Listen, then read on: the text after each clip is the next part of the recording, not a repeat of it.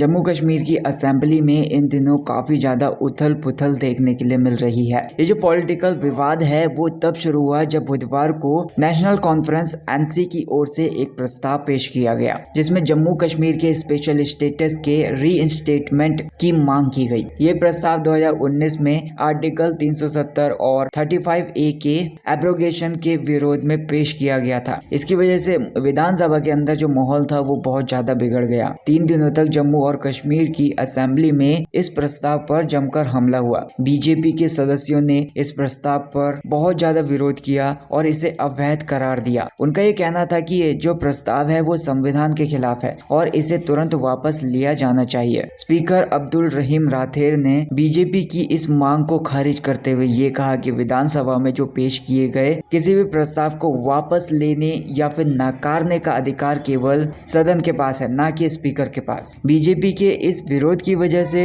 विधानसभा में हंगामे का माहौल बन गया। बीजेपी के सदस्य सदन के बीच में जाकर विरोध करने लगे और उन्हें मार्शल के द्वारा बाहर निकाला गया और कुछ टाइम तक असेंबली की जो कार्यवाही थी या फिर इस सेशन को एडजॉर्न करना पड़ा। आर्टिकल 370 और 35A इसका एक हिस्ट्रिकल बैकग्राउंड है, उसके बारे में बात कर लेते हैं। आर्टिकल 370 और 35A जम्मू कश्मीर के इतिहास में एक गहरा महत्व है। इन धाराओं के तहत जम्मू और कश्मीर को स्पेशल स्टेटस दिया गया था, जिसके अंतर्गत उसे अपना संविधान और कई तरीके का खुद लेने वाले अधिकार प्राप्त हुए थे। ये अधिकार 1947 में भारत के साथ हुए समझौते के दौरान तय किए गए थे, जब जम्मू कश्मीर ने भारतीय संघ में शामिल होने का निर्णय लिया था। धारा 370 के तहत जम्मू कश्मीर को कुछ स्पेशल अधिकार प्राप्त थे, जिनमें से एक ये था कि भारत सरकार केवल रक्षा, संचार और विदेशी मामलों में हस्तक्षेप कर सकती थी। दूसरे सारे के सारे जो निर्णय थे वो भारत सरकार के द्वारा लिए जाते थे। इसके अलावा धारा 35A ने जम्मू कश्मीर के निवासियों को स्पेशल अधिकार दिए, जिसमें संपत्ति का अधिकार भी शामिल था। 5 अगस्त 2019 को केंद्र सरकार ने एक ऐतिहासिक निर्णय लिया और आर्टिकल 370 और 35A को